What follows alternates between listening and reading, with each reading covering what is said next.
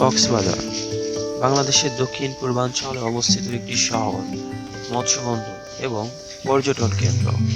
এটি চট্টগ্রাম বিভাগের কক্সবাজার জেলার সদর দপ্তর।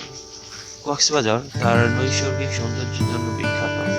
এখানে রয়েছে বিশ্বের দীর্ঘতম অবিচ্ছিন্ন প্রাকৃতিক বালুময় সমুদ্র সৈকত, যা ১২০ কিলোমিটার পর্যন্ত বিস্তৃত। এখানে রয়েছে বাংলাদেশের বৃহত্তম সামুদ্রিক মৎস্য বন্দর এবং সাবমেরিন ক্যাবল ল্যান্ডিং স্টেশন।